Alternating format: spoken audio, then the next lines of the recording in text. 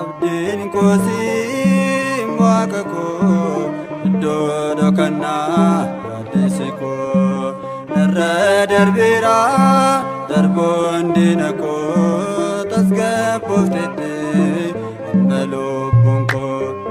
Abdiin koosiin waaqa koo iddoo dhokannaa gaaddisi koo narra darbeera darboon diina koo tasgabbooftetti amma lubbuun koo.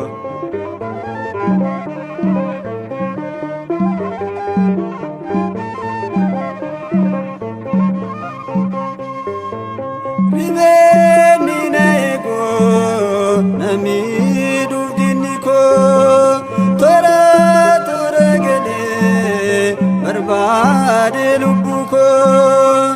Samiirraan aduunaan gargaarsi kee gooftaa yaadda'uun koo nafee oofudhu galataa. Samiirraan aduunaan gargaarsi kee gooftaa yaadda'uun koo nafee oofudhu galataa. Abdiin koosiin waaqa koo iddoo dhokannaa gaaddisi koo narra darbeera darboon diina koo tasgabbooftetti amma lubbuun koo.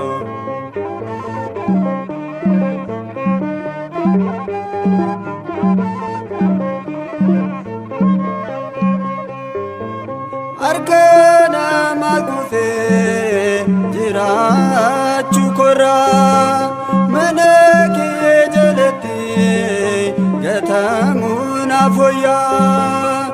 Suuta suuta raataa yaa gooftaa hojiin kee akka yaada kootee miti yaadni kee.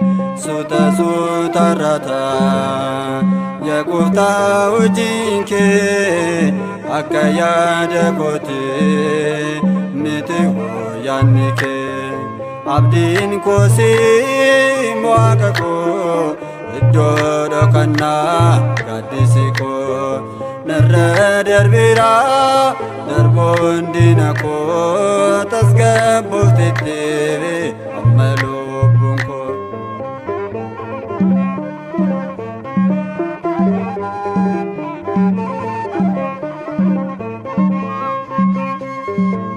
Hojiin koo ta'uyyuu kan sitti nan bunne cubbuun jiraachuu koo sinoon gammachiifne.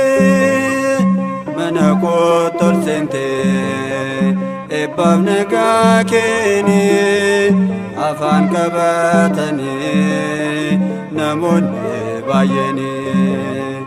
Mana koo tolseentee eebbaaf nagaa keenii afaan qabatanii namoonni baay'eenii. Abdiin koosiin waaqa koo iddoo dhokannaa gaaddisi koo narra darbeera darboon diina koo tasgabbooftetti amma lubbuun koo.